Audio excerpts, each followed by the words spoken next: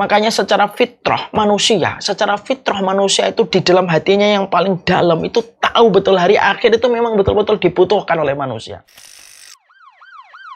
في ليلة من الليالي لست أدري ما تراني ظلمة تغمرني يا رب. الأرض ضاقت والسماء وقلبي ما عرف الضياء والدمع بات يبكي يا إلهي يا إلهي يا إلهي يا إلهي يا إلهي.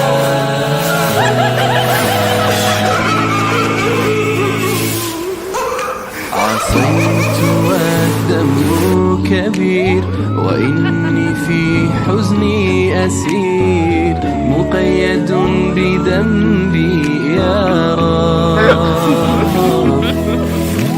فهل أستحق يا إلهي العفو مجرما مقر بالذنوب يا إلهي يا إلهي يا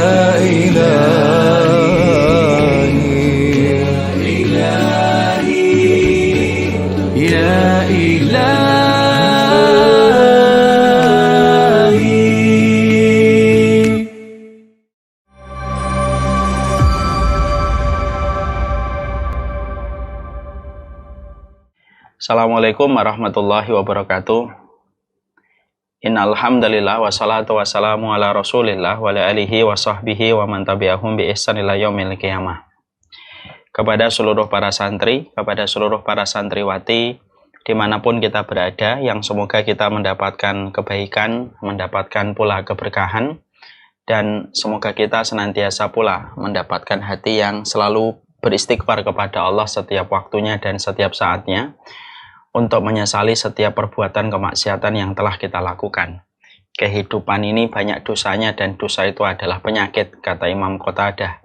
Dan obat dari penyakit itu adalah kita mendapati hati kita beristighfar kepada Allah setiap waktunya dan setiap saatnya. Semoga Allah jadikan kita sebagai penuntut ilmu yang selalu merasa kurang dalam takaran iman. Karena siapapun yang merasa kurang dalam takaran iman, merasa banyak dosanya, merasa banyak maksiatnya, maka itu merupakan sebuah tanda keberkahan hati ketika dia merasa banyak dosa dan banyak maksiat. Karena siapapun yang merasa banyak dosanya akan mudah baginya untuk kembali kepada Allah, mudah baginya beristighfar, dan mudah baginya untuk bertobat dalam setiap urusan kehidupannya. Semoga kita semuanya diberikan hati yang memiliki obat dari penyakit yang telah dilakukan anggota badan kita ketika berbuat dosa, dan hati itu adalah hati yang beristighfar dan kembali kepada Allah. Alhamdulillah, tentunya senang sekali kita bersyukur kepada Allah atas seluruh nikmat yang Allah berikan kepada kita, terutama kenikmatan yang kita peroleh di dalam kehidupan kita, karena sejatinya kenikmatan yang kita syukuri itulah yang menjadikan makna kebaikan kita peroleh pada kehidupan. Banyak orang menjalani kehidupan dengan berbagai macam fasilitas, kekayaan, dan materi, tapi justru terkadang kebingungan dengan semua pencapaian telah dia peroleh dan apapun yang telah dia dapatkan. Karena makna pada apa yang dia peroleh dan dia dapatkan tidak hadir pada hidupnya ketika kurang bersyukur kepada Allah Subhanahu wa Ta'ala. Bersyukur itu simpel, bersyukur itu kembali menghadirkan makna pada apa yang kita miliki. Orang yang memiliki handphone, kalau dia mengetahui makna pada handphone, itulah yang menjadikan dia paham kemana arahnya handphone itu dipergunakan. Kalau dia memiliki rumah, kalau dia paham makna pada rumah yang Allah berikan kepadanya, maka dialah yang paling tahu bagaimana mempergunakan rumah itu. Dan itu sejatinya tidak bisa kita peroleh kecuali adalah dengan kita bersyukur, karena bersyukur itu mendidik kedewasaan kita terhadap barang yang kita miliki. Kalau kita boleh katakan secara sederhana, orang yang memiliki barang itu terbagi menjadi dua. At-tamlik itu kisman, orang yang memiliki barang itu ada dua. Ada yang dewasa memiliki barang, ada pula yang tidak dewasa ketika memiliki barang. Orang yang tidak dewasa ketika memiliki barang, memiliki sesuatu dari apa yang telah dia dapatkan, maka ketika dia tidak dewasa, dia mempergunakan hanya sekejap, terkadang mempergunakan tidak sesuai dengan fungsinya, hanya untuk memperlihatkan kepada orang. Terkadang apa yang dia miliki tidak pernah menghabiskan apa yang dia inginkan karena dia terus berkeinginan dan tidak ada ujungnya keinginan itu. Sudah sering saya menyampaikan sebuah kata-kata hikmah. Dunia ini cukup bagi semua kebutuhan makhluk, baik yang hidup di atas ataupun yang hidup di bawah tanah. Tapi dunia ini tidak pernah cukup bagi mereka yang memiliki keinginan walaupun cuma satu orang. Makanya orang yang tidak dewasa itu sebenarnya tidak pernah pupus keinginannya, karena dia disiksa dalam tanda kutip oleh Allah dengan berbagai macam keinginan. Keinginan itulah yang membuat sengsara pada hatinya. Ada yang kedua, ada orang yang dewasa ketika memiliki barang. Ketika dia memiliki barang, dia pergunakan barang itu sesuai dengan fungsinya. Bukan dengan niat apapun, tetapi sesuai dengan fungsinya. Dia tidak mengikuti apa yang menjadi latah pada kebanyakan orang ketika memiliki barang, dan dia mampu menjadikan barang itu untuk menjadi momentum kesadaran dia untuk banyak bersyukur kepada Allah. Dan itulah sejatinya yang harus kita didik. Kita ini harus dewasa pada setiap barang yang telah kita miliki, pada apapun kebaikan yang telah kita miliki. Karena tidak setiap orang yang memiliki barang dan memiliki sesuatu, dia memiliki kedewasaan. Dan kedewasaan memiliki sesuatu pada kehidupan kita. Sejatinya, kedewasaan itu hanya datang dengan proses kesyukuran yang terus kita peroleh dan kita syukuri dengan setiap kenikmatan yang kita dapatkan. Tidak masalah apapun fasilitas yang kita dapatkan selama kita mampu menjadi hamba yang bersyukur.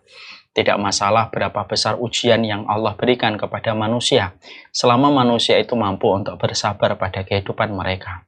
Apapun barang-barang, apapun pencapaian, berapapun saldo yang kita miliki, tidak masalah selama kita mampu mengetahui bagaimana dengan semua itu kita bersyukur kepadanya. Dan itulah sejatinya tugas berat kita, di balik kedewasaan yang harus kita miliki pada setiap barang-barang dan kebaikan yang sudah Allah berikan kepada kita. Semoga kita menjadi hamba yang bersyukur, dewasa di dalam kehidupan kita, dewasa di dalam menginginkan barang, dewasa di dalam mengelola barang yang kita miliki, supaya barang itu tidak menjadi pemberat langkah kita menuju kepada surga dan tidak menjadi pemberat yang mudah menggelincirkan kita menuju kepada jilatan api neraka. Na'udzubillahi min dzalik. Dan kepada Allah kita meminta pertolongan supaya kita senantiasa dimampukan untuk menjadi hamba yang bersyukur. Allahumma a'inna ala dzikrika wa syukrika wa husni ibadatika. Amin insyaallah. Kita tentunya paham betul bahwasanya di antara hati yang kita inginkan adalah memiliki hati yang salim. Kita tentunya tidak ingin mendapatkan dan memperoleh hati yang sakit. Dampak ataupun kerusakan, damage yang ditimbulkan kalau seseorang itu memiliki hati yang sakit, berarti ketika orang yang memiliki hati yang sakit ketika mati, dia telah bertemu dengan dua kebusukan. Kebusukan hatinya sebelum kebusukan fisiknya ketika dia dikubur di dalam liang lahat. Itulah parahnya ketika seseorang itu memiliki hati yang sakit yang menyebabkan kematian. Para ulama salaf itu menyampaikan kepada kita, berapa banyak orang pada kehidupan telah mati hatinya sebelum mati fisiknya. Sehingga ketika mati fisiknya, kemudian menjadi busuk dengan proses waktu yang dilalui ketika dia dikubur, itu bertemu dengan kebusukan hatinya jauh sebelum fisiknya mati. Dan itu sebuah musibah besar. Tentunya ketika kita mengetahui betapa mengerikannya matinya hati sebelum matinya fisik, maka itulah yang menjadikan kita sebagai pemilik hati yang Allah berikan kepada kita dan menjadi ujian bagi kita. Kita harus berupaya bagaimana menjadikan hati kita menjadi hati yang sehat, hati yang terawat. Kalaupun ada sakit yang ada pada hati kita, semoga dengan perawatan yang benar, hati itu pulih pelan-pelan berangsur membaik dengan kebaikan yang kita berikan ketika kita merawat hati kita. Makanya Ibnu Jauzi lalu menyampaikan bahwasanya sesungguhnya memberikan perawatan kepada hati itu sama dengan memberikan perawatan kepada fisik yang sakit.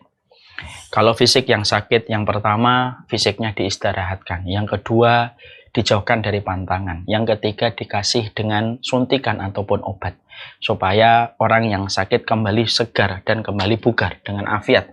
kalau 3 perkara ini dijalankan dan dengan izin Allah dia bisa sembuh. Sama dengan hati. Hati itu memiliki keserupaan dan kemiripan dengan fisik yang sakit. Maka sesungguhnya keserupaan hati yang sakit itu adalah 1, banyak beristirahat. 2, dia harus meninggalkan pantangan dari dosa. Dan yang ketiga, harus diberikan obat dengan taubat dan istighfar. Dan mengistirahatkan hati yang merupakan proses yang pertama supaya hati kita tidak sakit. Sembuhnya hati ketika beristirahat. Ketika salah satu tempat kita beristirahat itu adalah mengingat tentang kematian.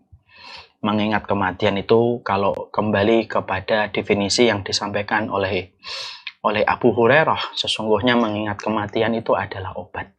Berapa banyak orang yang kaya ketika mengingat mati, kesombongannya tidak terjadi dan tidak meletup dengan kekayaan yang dia peroleh ketika dia tahu kematian itu menunggu dia dan mengancam eksistensi dari semua yang telah dia miliki.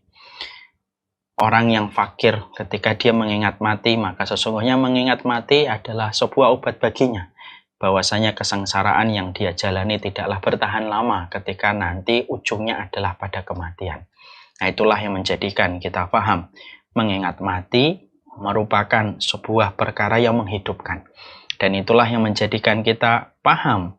Karena kita ingin memberikan perawatan, memberikan maintenance kepada hati kita, supaya hati kita tidak terperosok dan terjerembab kepada rasa sakit pada jiwa dan hati kita. Itulah yang menjadikan kita mempelajari materi At-Tadhkirah, yang mana ditulis oleh Imam Al-Qurtubi, di mana setiap pembahasan babnya mengiris tentang irisan-irisan yang berkaitan tentang kematian, karena bukan hanya sholat yang harus diilmui, bukan hanya puasa yang harus diilmui, tapi kematian pun harus diilmui, supaya kematian itu bisa menjadi obat bagi setiap mereka yang merenungkan kematian dan menghadirkan makna ilmu pada setiap kematian yang akan sejatinya dihadapi oleh setiap manusia. Nah, itulah kenapa kita mempelajari kitab At-Tadhkirah.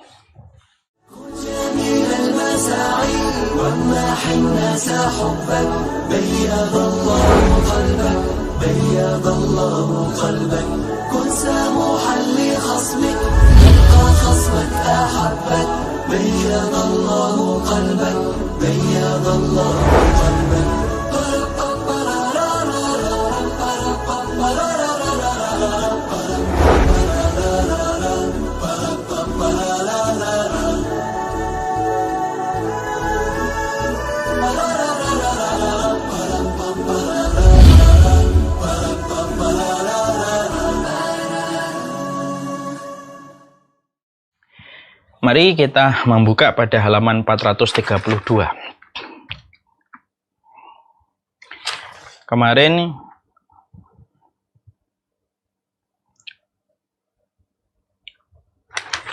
kita telah membahas tentang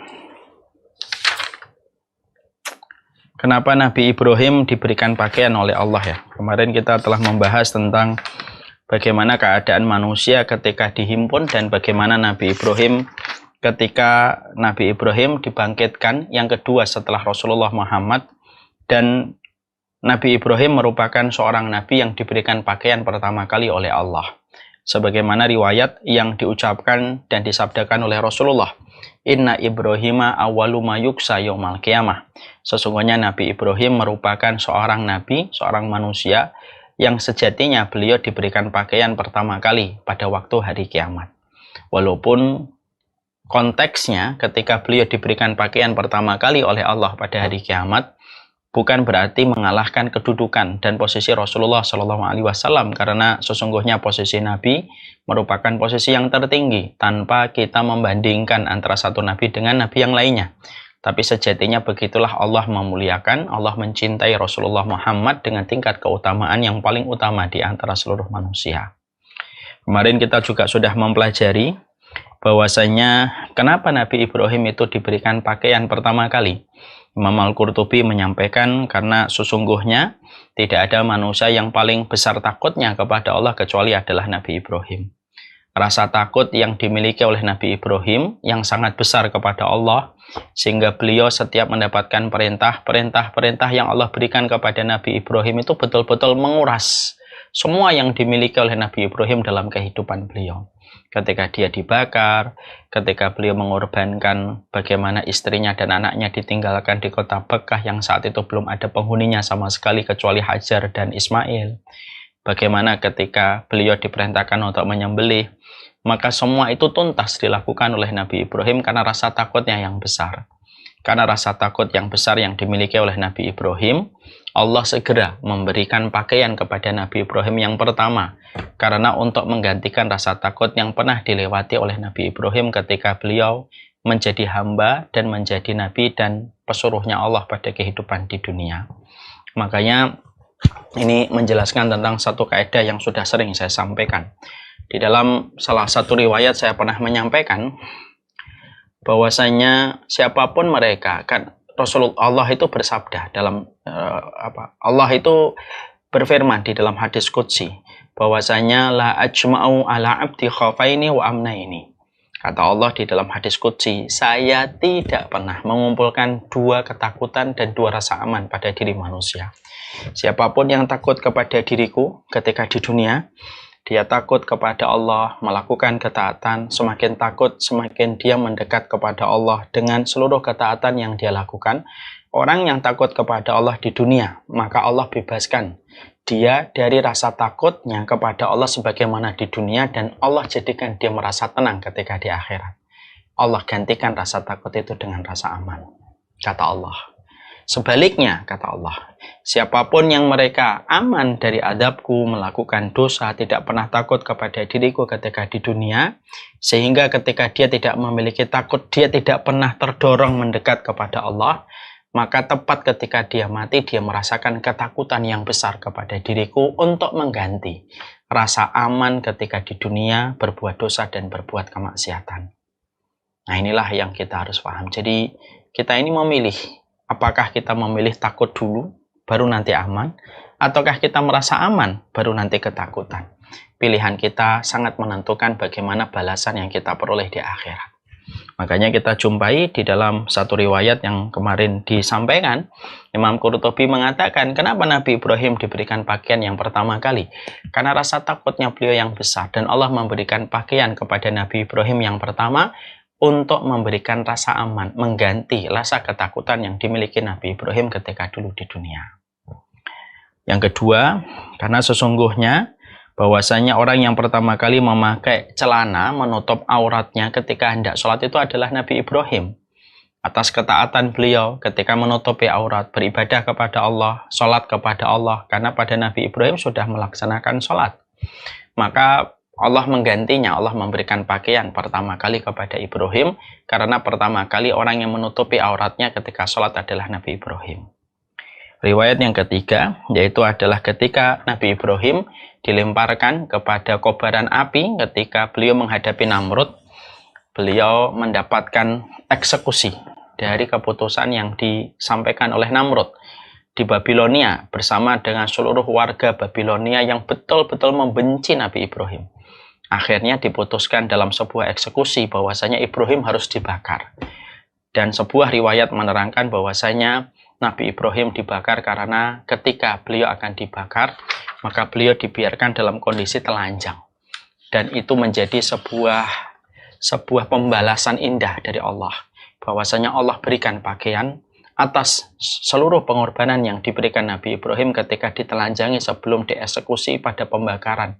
Pada waktu dia berada di wilayah Babilonia. Dan itulah yang menjadi jawaban dari apa yang disampaikan oleh Nabi Ibrahim. Itulah yang menjadi alasan kenapa Nabi Ibrahim diberikan pakaian pertama kali oleh Allah, sebagaimana dijelaskan oleh Rasulullah SAW. Sekarang kita akan menuju kepada pembahasan berikutnya.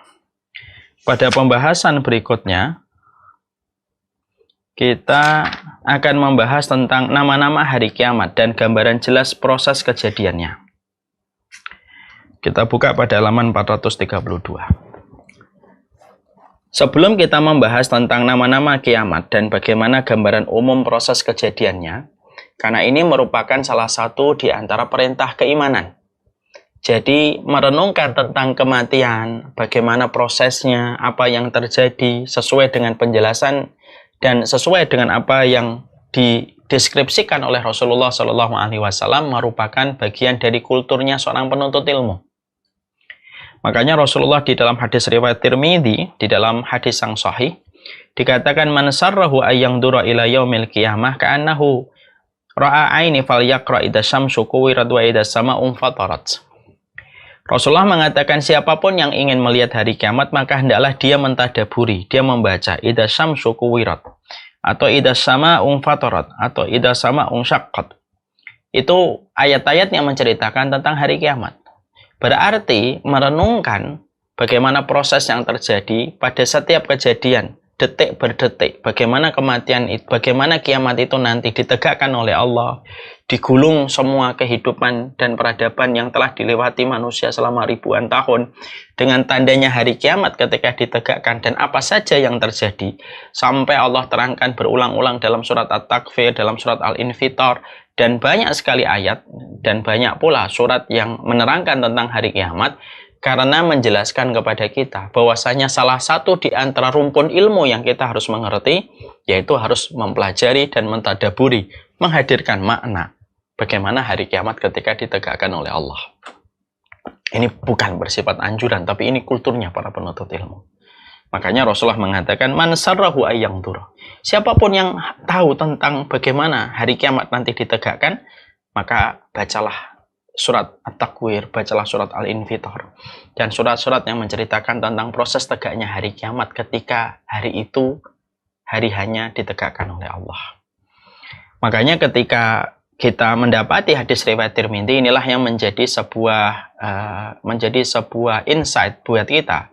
Berarti kita tidak boleh hanya membayangkan masalah kiamat itu hanya sekedar lalu, hanya sekedar kita mendengar semata, tetapi tidak mentadaburi. Berarti ada proses mentadaburi setiap ayat yang Allah terangkan secara detail tentang proses bagaimana hari kiamat itu terjadi. Dan itu merupakan bagian dari apa yang dijelaskan oleh Imam Qurtubi dalam pembahasan ini. Sebelum kita membahas tentang ini, apa yang Allah sifatkan, apa yang Allah terangkan tentang kiamat itu, bagaimana terjadinya, kita mencoba untuk mempelajari apa yang disampaikan oleh seorang Syekh, Dr. Yusuf bin Abdillah bin Yusuf Al-Wabil. Seorang dokter dalam masalah syariah ini, beliau menyampaikan kepada kita, apa sih hikmahnya bagi kita untuk beriman kepada hari akhir? Apa hikmahnya bagi kita mempelajari hari kiamat? Apa hikmahnya Allah menerangkan detail secara deskripsi yang lengkap tentang hari kiamat ketika itu terjadi? Ini kan kita harus paham dulu, supaya kita mampu memahami makna kenapa hari kiamat itu ada dan kenapa hari kiamat itu begitu banyak bertebaran di dalam ayat dan surat yang diterangkan oleh Allah kepada kita sebagai pembaca dan pentadabbur Al-Quran. Nah, ini yang kita ingin bahas lebih dahulu. أكون بالقيم العظيمة جدولا نسقي الحياة محبة وفعالا هي هكذا قيم النجاة تحثني فأخوض فيها للنجاة نزالا هي هكذا قيم النجاة تحثني فأخوض فيها للنجاة نزالا لا تسأل المقدام عن سبل العلا ستراه طيرا بالعزيمة جاء أسمو وأجتاز السماء جلالا فأزيد أسراب الغيوم جمالا وألون الدنيا بأجمل بسمة وأكون للخير العميم مثالا. Maka para ulama lalu menyampaikan kepada kita bahwasanya hari kiamat itu, atau yang disebut dengan hari akhir, disebut hari kiamat dari kata qama yaqumu qiyamah, karena ditegakkannya berbagai macam kejadian-kejadian besar itu dimulai ketika hari kiamat ditegakkan oleh Allah. Hisab, mizan, sirat, semuanya akan ditegakkan oleh Allah dan ditampakkan jelas di depan mata ketika kiamat itu sudah ditegakkan oleh Allah. Penegakan mizan, penegakan peradilan, penegakan kitab, penegakan sirat, penegakan, semuanya itu ditegakkan ketika hari kiamat itu ditegakkan. Makanya dinamakan kiamah dari kata qoma yaqumu qiyaman, yang artinya semua diberdirikan oleh Allah, tidak lagi menjadi sesuatu yang jauh, tapi sesuatu yang sifatnya jelas di mata kepala manusia ketika hari itu telah ditegakkan. Makanya mata terbelalak ketika melihat peristiwa itu ketika ditegakkan kepada setiap mereka yang mengingkarinya. Dinamakan hari akhir karena memang pada dasarnya hari akhir itu karena tidak ada hari setelah itu. Babak manusia itu cuma dua. Babak yang pertama ketika hidup di dunia, babak yang kedua babak di akhirat. Dan setelah babak yang kedua tidak ada lagi waktu dan tidak ada lagi hari-hari yang ada setelah hari kiamat itu ditegakkan. Makanya ditegakkannya hari akhir salah satu di antara seremonial ketika hari akhir itu ditegakkan, kematian saja disembelih oleh Allah sehingga tidak ada lagi kematian dan tidak ada lagi kematian setelah pada hari itu. Ya, makanya kita harus paham al-maut. Maut itu adalah makhluk. Maut itu makhluk karena maut itu ditegakkan oleh Allah melalui perantara malaikat maut yang mencabut nyawa setiap makhluk yang bernyawa. Sampai kutu di rambut pun yang mencabutnya adalah malaikat maut. Maka ketika hari akhir ditegakkan, maka proses untuk semakin menjelaskan tentang hari akhir itu apa? Bagaimana dalam sebuah riwayat diterangkan, nanti pada waktu hari akhir Allah akan memanggil al-maut, ainal maut. Maka maut itu akan datang menghadap kepada Allah. Karena tidak ada makhluk kecuali mereka tunduk kepada Allah selain jin dan manusia. Matahari, bulan, semuanya tunduk sesuai dengan aturan yang Allah buat. Allah panggil al-maut. Mana al-maut? Datanglah al-maut. Lalu diwujudkan oleh Allah sebagaimana domba al-maut itu. Supaya kelihatan kasat mata Allah wujudkan. Allah jadikan sesuatu yang kelihatan setiap orang. Dijadikan sebagaimana domba. Lalu setelah dijadikan perumpamaan al-maut sebagaimana domba, pada saat itulah domba itu disembelih. Dan pada saat itulah hari akhir ditegakkan.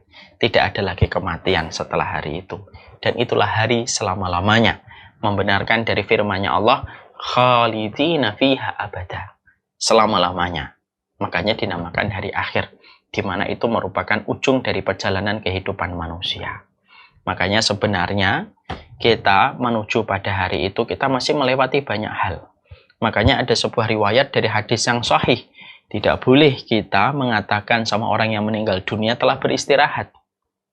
Karena perjalanan yang dia tempuh masih cukup panjang. Kalau dikatakan beristirahat dari lelahnya ibadah, iya. Tapi beristirahat dari berbagai macam halte dan terminal yang akan dilewati, masih banyak halte yang akan dia lewati setelah kematian. Ada halte barzah, ada halte hari kiamat, ada halte hisab, terus dilewati. Dan tidaklah ada istirahatnya manusia kecuali memastikan ketika telapak kakinya sudah menginjak kepada surga. Nah, disitulah arti dari fauzul adim, kemenangan yang sangat nyata. Makanya hari akhir dinamakan itu. Sekarang mari kita mencoba membedah. Apa sih hikmahnya? Manusia itu harus beriman kepada hari akhir. Dan sesungguhnya beriman kepada hari akhir merupakan perkara yang besar. Sampai-sampai kita menjumpai dan kita mendapati bahwasanya banyak sekali amalan itu selalu dikaitkan oleh Allah kepada Allah dan hari akhir. Padahal kita paham rukun iman itu ada 6. Tapi uniknya walaupun rukun iman itu ada 6, Allah itu selalu mengkaitkan iman kepada Allah selalu dikaitkan dengan iman kepada hari akhir. Ya. Jadi mangkana yu'minu billahi wal yaumil akhir ini terulang-ulang di banyak sekali kesempatan oleh Rasulullah Shallallahu Alaihi Wasallam. Kenapa Allah itu sampai mengulang-ulang lewat lisan Rasulullah itu mengkaitkan iman kepada Allah dan hari akhir? Karena pada dasarnya hari akhir itu memberikan impact dan pengaruh yang besar pada kehidupan. Makanya ketika Rasulullah itu menyampaikan dalam sebuah riwayat dan hadis, beliau tidak mengatakan mangkana yu'minu billahi wal kitab, mangkana yu'minu billahi wal malaikah, tapi Rasulullah menyampaikan mangkana yu'minu billahi wal yaumil akhir, untuk menunjukkan kepada kita bahwasanya pengaruhnya hari akhir itu kalau disikapi dengan benar, dipahami dengan lurus, maka sesungguhnya sikap yang benar ketika mengimani hari akhir itu menimbulkan efek yang luar biasa besar bagi kehidupan orang yang beriman. Yang membedakan kita dengan orang fajir adalah keyakinan kita kepada hari akhir. Yang membedakan kita dengan pendosa atau disebut dengan fajir adalah keimanan kita kepada hari akhir nanti ketika ditegakkan. Dan itulah sejatinya yang harus kita penuhi dulu. Apa hikmah yang kita peroleh dan kita dapatkan kalau kita beriman kepada hari akhir. Para ulama menyampaikan kenapa proses keimanan hari kiamat yang merupakan bagian dari makna hari akhir itu betul-betul harus selalu kita pikirkan dan harus hadir pada pikiran kita, pada kehidupan hati dan jiwa kita. Yang pertama, karena sesungguhnya siapapun yang beriman kepada hari akhir, maka beriman kepada hari akhir itu membuat ketenangan pada kehidupan kita sejatinya. Dia akan tenang pada kehidupannya kalau seseorang itu mengimani hari akhir, di mana hari akhir itu kalau disederhanakan babak kedua dari kelanjutan babak pertama kehidupan di dunia, ada babak yang kedua. Kalau orang beriman kepada hari akhir, maka tidak ada sesuatu apapun yang bisa membuat dia risau dan gelisah. Karena dia tahu hari akhir itu akan datang. Di mana hari akhir itu akan menjadikan seseorang memetik dari apa yang dia lakukan, apa yang dia kerjakan, maka panennya itu adalah ketika seseorang itu sudah menginjakkan kaki di hari akhir. Kapan kita panen dari seluruh ketaatan yang kita lakukan? Bukan hari ini. Bukan hari ini. Tidak setiap perbuatan baik dibalas oleh Allah di dunia. Perbuatan baik yang Allah balas di dunia itu hanyalah perbuatan berbuat baik kepada orang tua. Ya ilahal wujud qad sa'imtul. Jauhkanlah orang ini dari neraka, ya Allah. Ketika pandangan, maka sesungguhnya Al-Quran itu memetakan orang-orang yang mereka tidak pernah ingat. Mereka rela terstruktur, terevaluasi di dalam proses mereka belajar peristiwa. Yang mana peristiwa itu satin orang. Maka kelak pada kehidupan di akhirat, mereka nanti lapor hisab kemudian mulai dilakukan. Maka ketika hisab itu sudah mulai dijalankan, tapi mereka tidak jahat, mereka tidak mendolimi. Tidak ada orang yang kebingungan dalam kehidupan di akhirat, kecuali kebingungan tidak pernah punya istri dan Allah tidak punya anak. Allah nanya kepada orang Nasr, yang satunya tidak mau masuk lagi ke lubang itu. Semacam itu. Ketika sudah bicara tentang bagaimana apinya itu berisi di dalamnya air, dan mereka menyangka bahwasanya mereka akan diberikan kesegaran sejenak.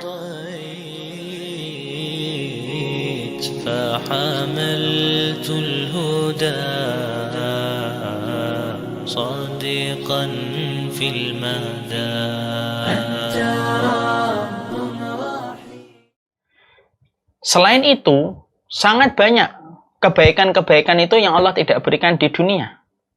Makanya kita menjumpai kayak Abu Bakar, beliau menghabiskan hartanya di jalan Allah. Apakah Abu Bakar menjadi kaya raya setelah beliau menua dan senja usianya? Enggak. Abu Bakar ketika meninggal dunia dikatakan oleh Ibunda Aisyah tidak meninggalkan harta yang cukup untuk ahli warisnya. Padahal kita tahu bagaimana track recordnya seorang Abu Bakar ketika beliau bersedekah. Nggak usah ditanya sedekahnya Abu Bakar. Beliau bersedekah semua dengan hartanya. Tapi balasannya untuk Abu Bakar tidak Allah berikan di dunia. Kita menjumpai Ibunda Khadijah habis-habisan beliau ketika beliau menemani Rasulullah sang suami di dalam menegakkan pilar dakwah. Apakah Ibunda Khadijah kaya raya setelah beliau meninggal dunia atau sebelum meninggal dunia? Ibunda Khadijah diterangkan oleh banyak mu'arikhin, banyak ahli sejarah, bahwasanya beliau jatuh miskin dibandingkan sebelum menikah dengan Rasulullah karena hartanya telah diberikan di jalan Allah sebagai maharnya di hadapan Rob yang beliau imani ketika menerima dakwahnya suaminya Muhammad. Apakah Ibunda Khadijah tidak dibalas oleh Allah? Dibalas oleh Allah, tapi balasannya di akhirat. Makanya ketika kita mengerti dalam kehidupan orang yang beriman, tidak semua kebaikan dibalas oleh Allah di dunia, mengimani hari akhir itu membuat ketenangan bagi kita bahwasanya harapan itu tetap ada. Harapan itu tetap ada. Apapun masalah, tetap ada harapan besar yang kita miliki ketika kita bertemu dengan musim panen, yang menjadi hari sukacita dan kegembiraan ketika kita kembali melihat apa yang telah kita lakukan kepada Allah dalam kehidupan kita. Dan itulah rahasianya kenapa Allah itu tidak membalas setiap orang mukmin itu harus di dunia.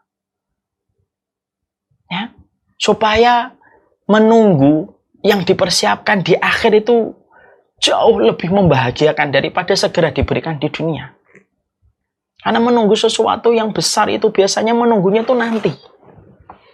Orang yang investasi itu biasanya tidak langsung mendapatkan profit yang besar. Nanti setelah 10 tahun, 20 tahun biasanya sudah berlipat-lipat dari nilai pertama kali ketika dia menanam modal.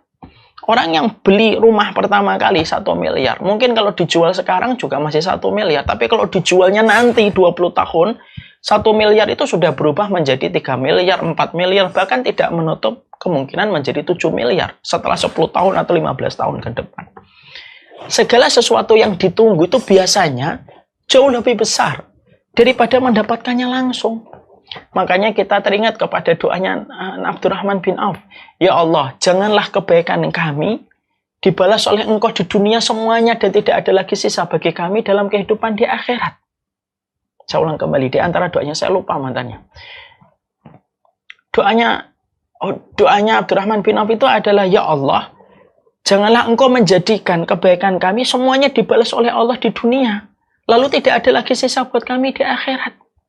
Karena para sahabat itu ketakutan kalau apa yang mereka lakukan dan apa yang mereka kerjakan ternyata hanya dibalas oleh Allah di dunia, karena niatnya mereka hanya di dunia, lalu tidak ada balasan lagi di akhirat. Itu yang mereka khawatirkan ketika mereka membaca surat Hud ayat yang ke-10 dan ke-11. Makanya itulah yang menjadikan kita mengerti ya, sesungguhnya hari kiamat itu memberikan ketenangan. Karena tenang, dari semua yang kita lakukan, dari semua yang kita kerjakan, tidak ada yang luput sama sekali di sisi Allah. Tidak ada yang luput sama sekali di sisi Allah Subhanahu wa Ta'ala. Dan pada hari akhir yang kita imani, disitulah kita mendapatkan panen itu akan diberikan secara sempurna, dan panen itu adalah hari bersukacita. Dari semua kebahagiaan yang dirasakan manusia adalah ketika mereka rela menunggu untuk mendapatkan sesuatu yang terbaik. Maaf ya, minuman anggur. Ini walaupun haram, tapi kita ambil perenungannya, bukan khamernya. Khamer itu, anggur itu, di orang Itali, nanti tolong dibenarkannya Pak Dewo. Anggur itu kalau semakin lama tahunnya, semakin mahal. Kalau ditunggunya lama. Ya, makanya kita sering jumpai ada botol anggur, ditulis 1978 misalkan, dari 78. Maka dia semakin mahal anggurnya. Karena lamanya anggur itu disimpan. Walaupun kita tahu itu khamr ya, itu haram. Tapi kita ngambil perenungannya. Kenapa kok semakin lama ditunggu semakin mahal? Karena prosesnya menunggu dan sensasi yang ditawarkan oleh anggur ketika ditimbun sudah sedemikian lama, itu yang menjadikan akhirnya anggur itu begitu mahal. Hari kiamat diciptakan oleh Allah untuk supaya kita merasakan betul bahwasanya yang kita tunggu itu, yang kita tunggu itu akan menjadi lebih nikmat kita peroleh ketika hari kiamat nanti akan datang menyapa kehidupan kita masing-masing, lalu Allah mempertemukan kita dengan apa yang telah kita tanam pada kehidupan di dunia. Jadi tenang kita. Jadi proses kita melakukan ketaatan kalau tidak dilihat orang, kalau tidak dinotis orang, tidak ada masalah kok. Kita sedang nitip sama zat yang tidak pernah menyia-nyiakan titipan. Sebagaimana yang Allah sifati kepada zatnya, allati la tudayyi'u wada'ayuhu. Allah itu tidak pernah menyia-nyiakan titipan yang diberikan kepadanya. Dan berbuat amal ketaatan itu menitipkan kepada Allah. Dan hari kiamat itu menciptakan ketenangan. Ketenangan ketika amalmu tidak dipuji orang, amalmu tidak dilihat orang, ibadahmu tidak dianggap suamimu, khidmahmu tidak dianggap sama istrimu, kebaikanmu tidak dianggap atasanmu. Semuanya itu akan menjadi tawar bagi mereka yang tahu hari kiamat akan datang. Ketika hari kiamat tidak pernah melewatkan satupun kejadian yang dilakukan manusia kecuali semuanya ditambahkan oleh Allah. Coba kalau tidak ada hari kiamat. Coba kalau semuanya itu harus kalau semuanya harus dapat segera dari apa kebaikan yang dikerjakan. Mungkin nikmatnya tidak sedahsyat nikmat ketika menunggu. Coba kalau ada orang langsung berbuat sesuatu langsung dapat. Berbuat ketaatan langsung dapat. Berbuat ketaatan langsung dapat. Instan gitu. Mungkin akhirnya kenikmatan itu artinya kenikmatan itu menjadi hilang. Karena tidak ada rasa menunggu dan berharap pada proses yang dia lewati. Bukankah dalam penungguan dan penantian ada rasa nikmat yang menunggu, ada rasa nikmat yang menanti? Dan itulah yang disampaikan yang pertama. Jadi kalau kita sudah memahami itu, jadi tenang kehidupan kita. Ya. Dan ini merupakan salah satu obat dari pahitnya penyakit kalau kita sering riak pada kehidupan kita. Sering ingin dipuji, pengen dilihat sama orang lain. Kalau kita beriman kepada hari akhir, biarkan itu tidak dilihat orang. Tapi kita akan mendapati hari kiamat merupakan hari kenangan ketika kita berjumpa kembali dengan semua yang telah kita lakukan dan telah kita kerjakan. Itulah menciptakan ketenangan.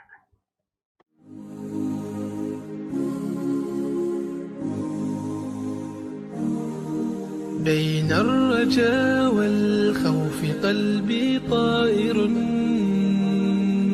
ومن اليقين النور بيض جوانحي فوق السحاب يطير حرا مدركا نسمو كماله للكون وجه آخر نحيا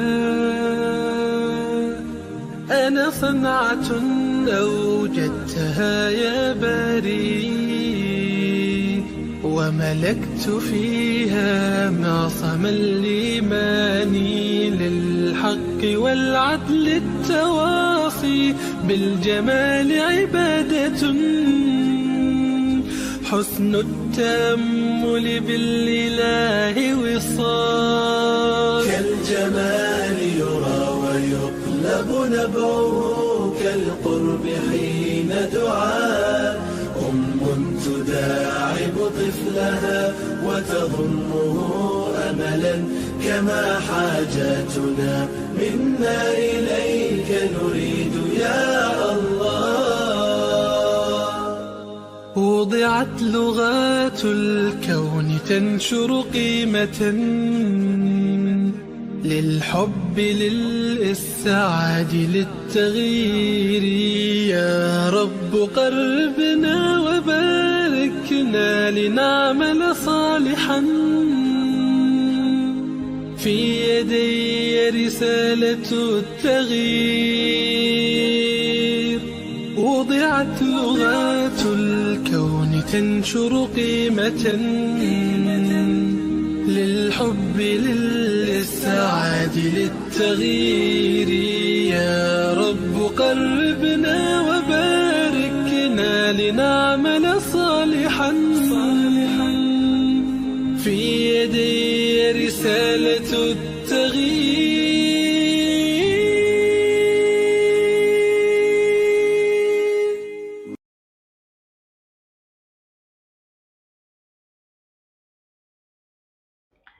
Yang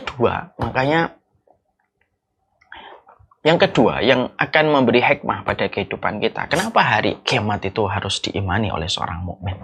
Karena sesungguhnya beriman kepada hari akhir itu supaya kita paham bahwasanya tujuan kita hidup itu bukan hanya pada lokal yang sempit dan pendek ketika hidup di dunia. Tapi kehidupan kita ini panjang, yaitu kehidupan berikutnya. Supaya kita tidak diperdaya oleh kehidupan di dunia. Karena apa? Karena sifatnya dunia itu melelahkan. Sifatnya dunia itu meletihkan. Itu sifatnya dunia.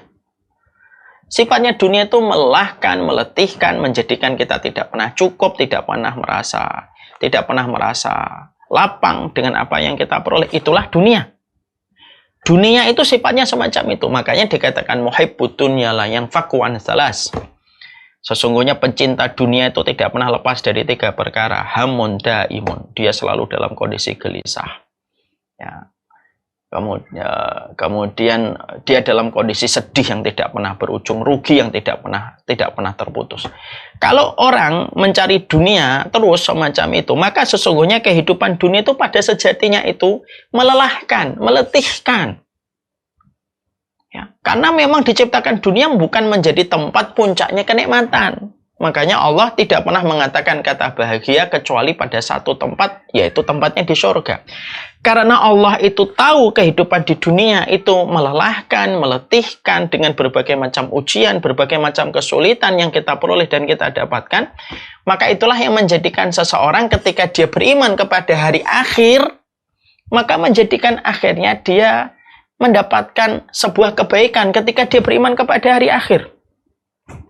Jadi orang apabila dia mendapatkan keperihan, maka keperihan dari rasa sakit yang dia peroleh, kalau dia ingat hari akhir, maka itu akan menciptakan selaksa keridhaan pada hatinya. Kalau dia tahu ada hari akhir nantinya. Orang yang didolimi, dan kita tahu bagaimana kualitas hari ini ketika di pengadilan yang belum tentu bisa berpihak kepada kebenaran dengan banyak sebab, maka ketika kita mengandalkan kehidupan pengadilan di dunia, tentunya kita akan kecewa. Karena ada hari akhir, maka hari akhir itu akan memberikan sebuah, makanya beriman kepada hari akhir itu akan memberikan kepada kita sebuah obat dari kelelahan dan keletihan dan rasa perih yang kita jumpai pada kehidupan di dunia. Kalau kita beriman kepada hari akhir, ini ada kisah nyata ya. Ada kisah nyata. Saya sekitar 3 pekan yang lalu atau 2 pekan yang lalu, kami membuka, ada masjid di komplek kami di Bekasi, di Kemang Pratama, membuka rumah dakwah. Ada salah satu pengurusan stroke. Beliau sudah 3 kali stroke. Beliau memberikan ceramah sedikit lah, beliau maju ke depan. Saya ada di depan saat itu. Beliau lalu berkata, saya ini kena stroke sudah 3 kali. Ya, saya ini sudah stroke 3 kali. Beliau megang mic dengan tangan kirinya.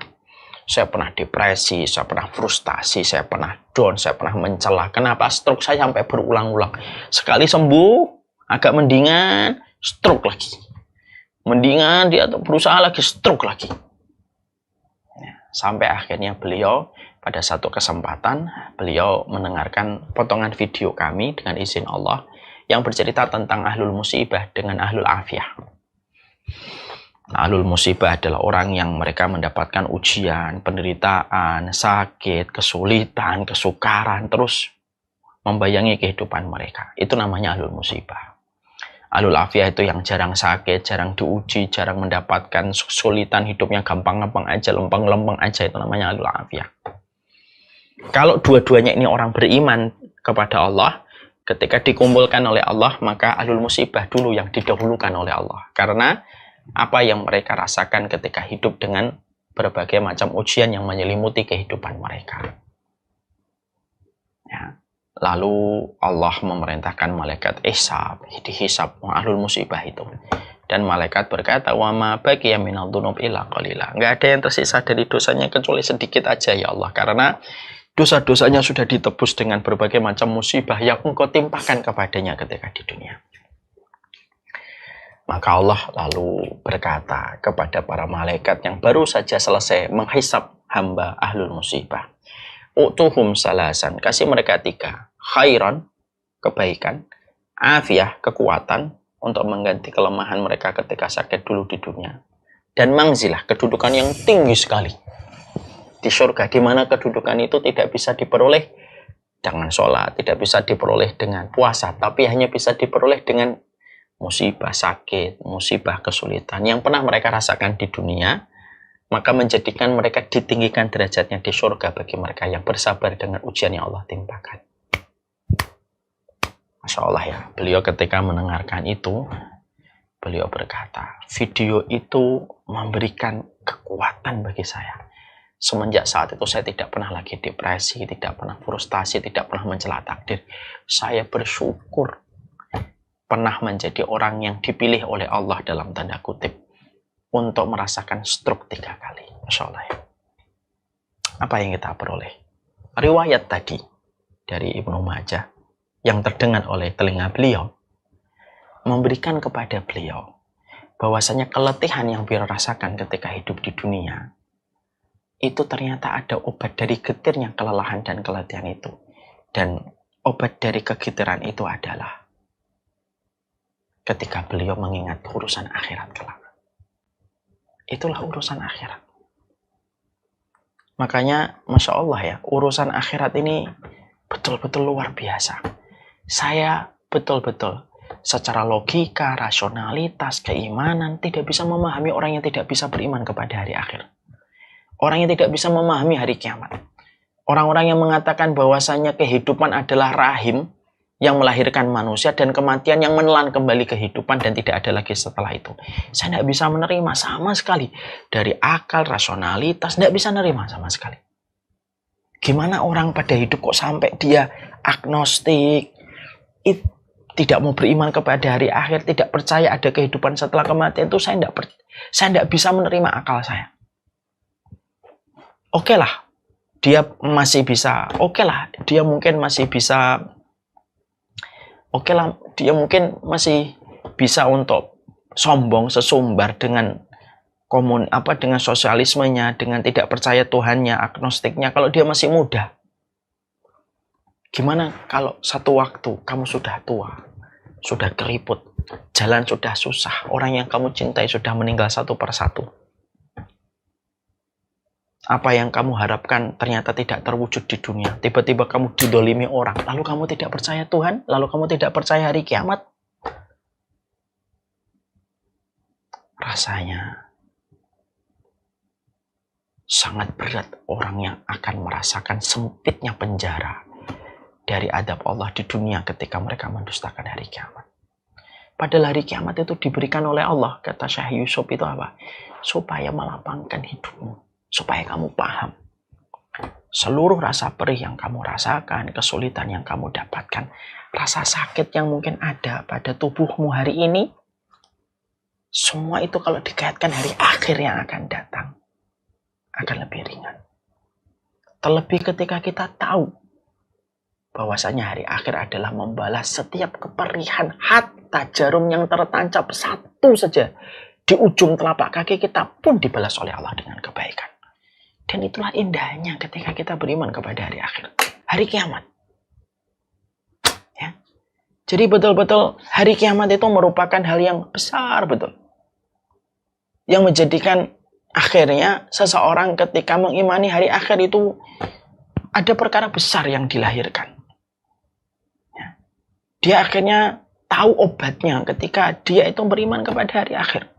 Makanya secara fitrah manusia itu di dalam hatinya yang paling dalam itu tahu betul hari akhir itu memang betul-betul dibutuhkan oleh manusia.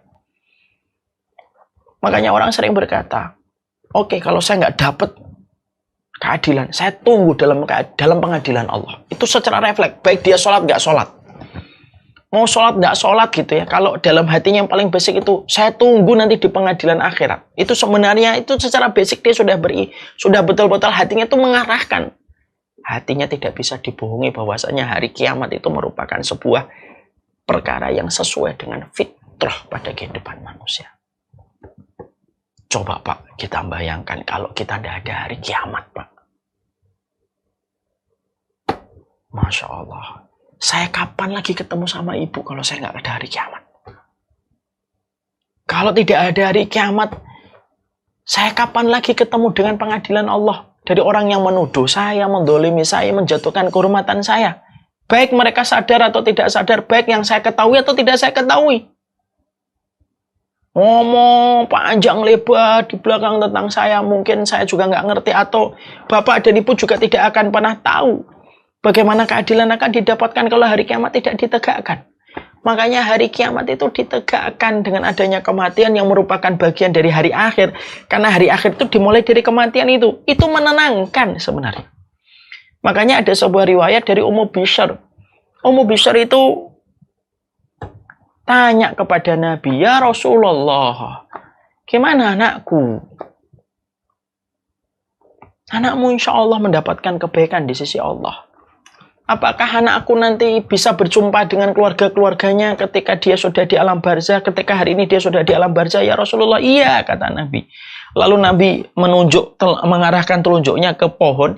Di situ ada burung-burung yang saling terbang bareng-bareng, saling hinggap di dahan bareng-bareng. Lalu Nabi bersabda, sesungguhnya keluarga-keluarga itu akan bertemu sebagaimana burung-burung itu yang lagi hinggap di atas pohon tersebut. Maka perkataan Nabi ketika menjawab itu menjadikan Ummu Bishr itu radhiyallahu anha tenang dia. Makanya akhirnya unik yang dilakukan Ummu Bishr. Ummu Bishr itu kalau ada keluarga besarnya, ada yang sakit berat, lalu feelingnya Ummu Bishr orang ini meninggal gitu. Lalu beliau berbisik kepada keluarganya, nanti kalau kamu meninggal ketemu anakku Bishr, katakan ya, saya salam kepada dia dan saya semoga cepat menyusulnya. Menjadikan dia tenang. Ada seorang wanita terkena penyakit ayan pada zaman Rasulullah. Datang kepada Nabi, menyampaikan kepada Nabi, ya Rasulullah ini usra, ya Rasulullah saya ini terkena penyakit ayan ya Nabi. Maka doakanlah supaya saya disembuhkan. Lalu Nabi mengatakan dan memberikan pilihan kepada perempuan ini. Ini syi'ti da'utu ayashfiki wa ini syi'ti tasbiri falakil jannah. Maka Nabi lalu berucap kepada wanita ini, kalau kamu mau, saya doakan, insya Allah kamu sembuh. Tapi kalau kamu mau, bersabarlah. Maka bagimu surga nanti kalau hari kiamat sudah datang. Ternyata wanita itu lebih memilih nanti. Lalu berkata, saya bersabar ya Rasulullah. Lalu beliau cuma minta satu. Saya satu aja ya Rasulullah. Kalau penyakit ayanku kambuh, sering tersingkap auratku ya Rasulullah. Dan aku malu, Masya Allah ya. Sampai ketika beliau dalam kondisi tidak sadar yang tidak terkena hukum saja masih memikirkan auratnya. Maka beliau mengatakan, ya Rasulullah cuma satu saja. Kalau ayanku kambuh, tolong mintalah kepada Allah supaya Allah menutup kembali auratku ketika aku tidak sadar. Lalu Nabi mendoakan dan semenjak saat itu, seberapapun kambuhnya wanita ini dalam ayannya, tidak pernah tersingkap auratnya. Dan akhirnya menjadi penduduk surga. Wanita ini sabar dalam sakit yang beliau terima, sakit ayan. Tapi dengan sebuah harapan besar ketika hari kiamat itu datang. Hari kiamat itu pride-nya seorang muslim.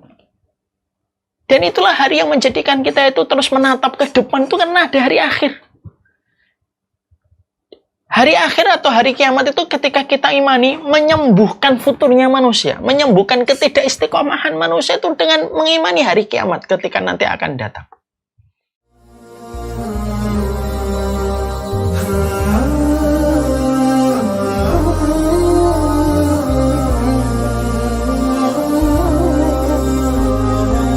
بتعقد ليه في حياتك وبتحزن وتتأثر لو كنت ناسي تذكر سيرتنا بينا وفكر اسمع كلام وتفاءل بشر ولا تنفر ووحد الله في قلبك قادر في عسرك يسر صلي على النبي وتبسم ده النبي تبسم وتبسم ده النبي تبسم اللهم صلي عليه صلي على النبي وتبسم ده النبي تبسم وتبسم ده النبي تبسم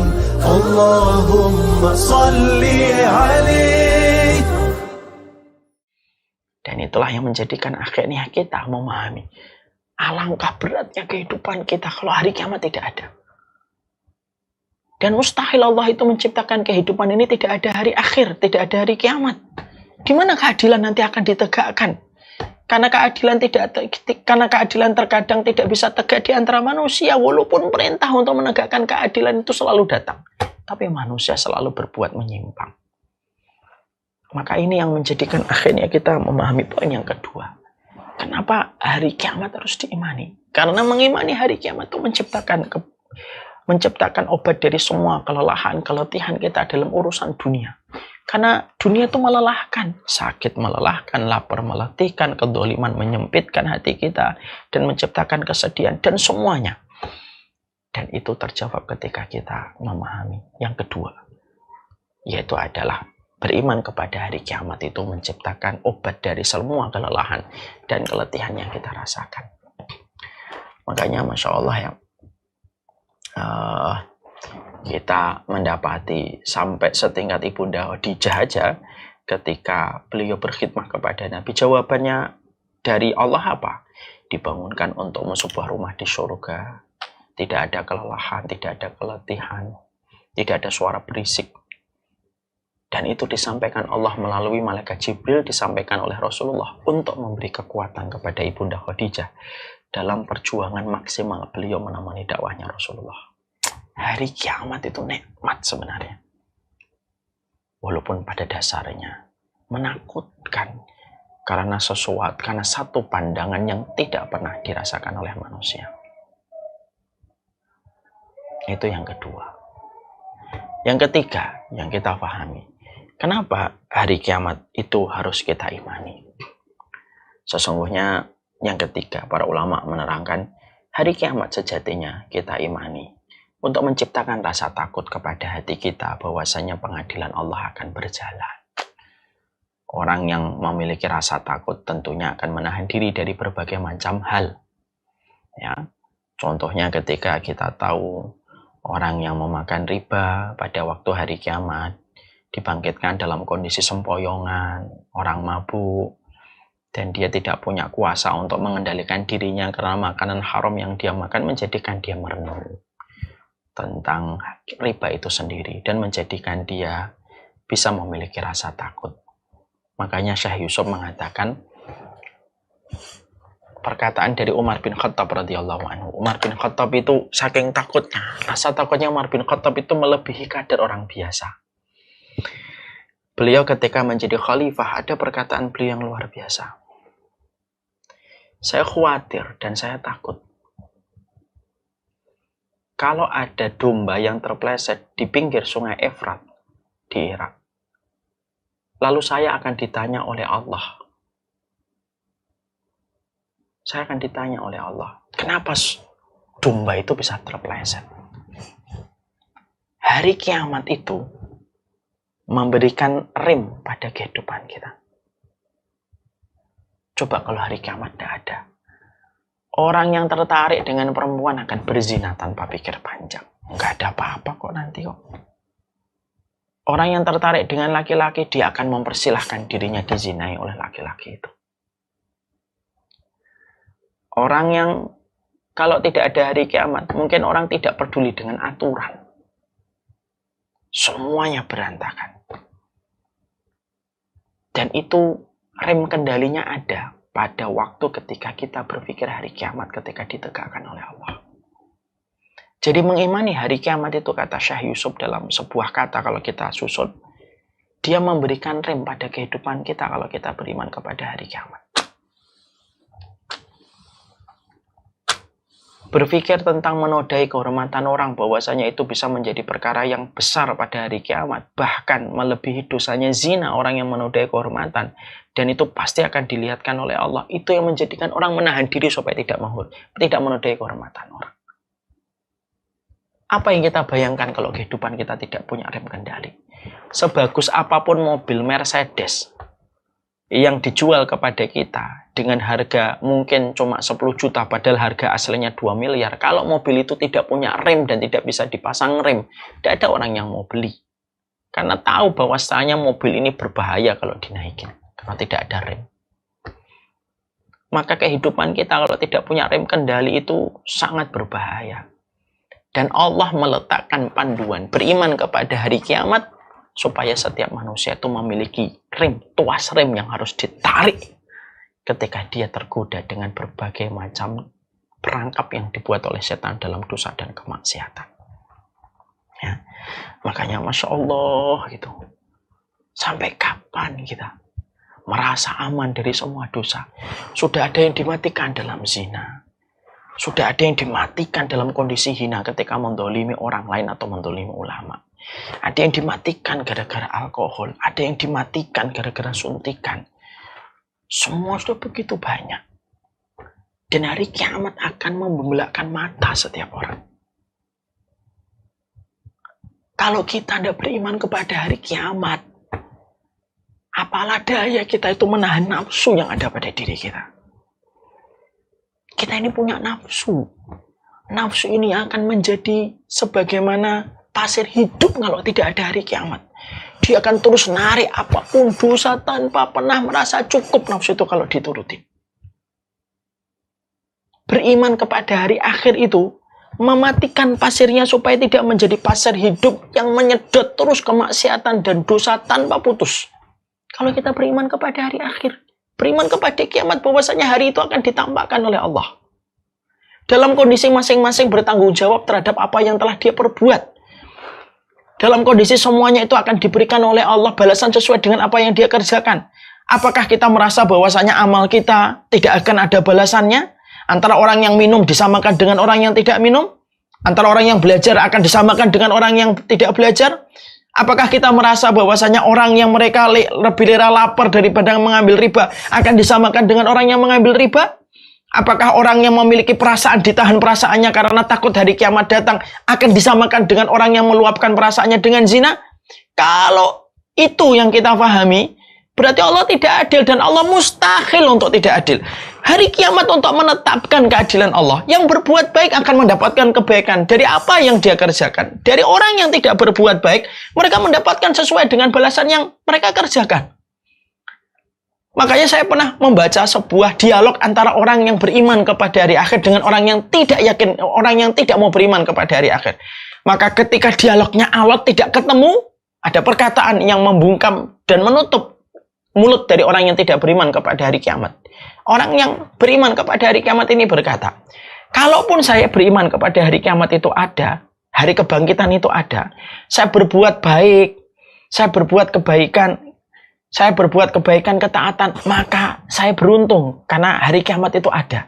Kalaupun hari kiamat tidak ada, sebagaimana menurut kamu, kata dia, kalau hari kiamat tidak ada, saya pun tidak rugi karena berbuat kebaikan juga tidak merugikan bagi saya. Tapi kalau kamu tidak beriman kepada hari kiamat, kata beliau, maka kalau saya yang benar, kamu yang babak belur. Kalau kamu yang benar, saya tidak babak belur. Karena perbuatan baik saya tidak akan menimbulkan kerugian saya kalau saya sudah mati. Karena kalau sudah mati, semua rasanya sama. Kalau semuanya sudah mati itu. Itu percakapan yang saya pernah baca di sebuah buku dialog antara seorang mukmin dengan ateis. Dan ternyata ateis itu tidak bisa menjawab. Itulah hari kiamat.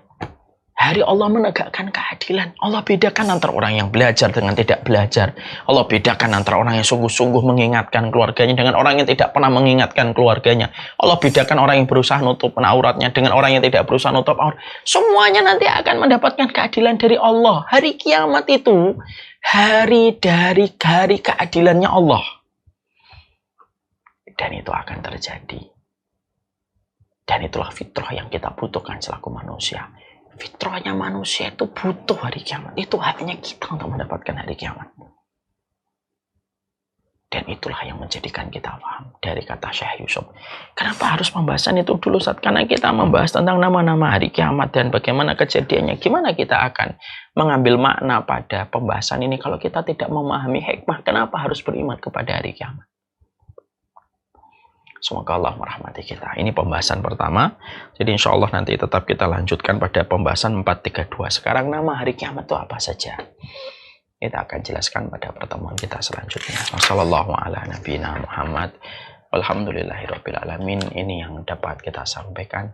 Semoga yang menyampaikan adalah orang yang pertama kali mengambil manfaat dan barokah dari apa yang terucap dari lisannya. Dan semoga kita memiliki kejujuran iman. Dan salah satu kejujuran iman, beriman kepada hari akhir, hari kiamat. Ketika beriman kepada hari kiamat, menjadikan kehidupan tenang, amal kita pasti diperlihatkan oleh Allah. Walaupun tidak ada satupun orang yang tahu. Beriman kepada hari kiamat merupakan obat kelelahan kita, keletihan kita, rasa sakit dari demam dan sakit-sakit yang banyak. Banyak di antara orang yang hadir, yang mungkin 500 di Zoom yang hadir, ada yang terkena penyakit ini, ada yang tervonis penyakit ini. Kalau tidak ada hari kiamat, kemana harapan pengganti rasa sakit akan kita peroleh? Hari kiamat akan menjadikan kita mendapatkan rasa keadilan penuh di sisi Allah Subhanahu wa Ta'ala. Semoga Allah memberkahi, semoga Allah menjaga iman hari akhir, menjaga iman kita kepada hari kiamat terus terjaga pada hati dan sanubari kita. Semoga Allah merahmati Imam Al-Qurtubi yang telah mengarang sebuah kitab yang luar biasa, menjadi jalan setapak demi setapak bagi kita untuk menghadirkan kembali makna masa depan akhirat, masa depan yang sejatinya babak kedua yang tidak berujung. في ليلة من الليالي لست أدري ما تراني ظلمة تغمرني يا رب. الأرض ضاقت والسماء وقلبي ما عرف الضياء والدمع بات يبكي يا إلهي يا إلهي يا إلهي يا إلهي يا إلهي.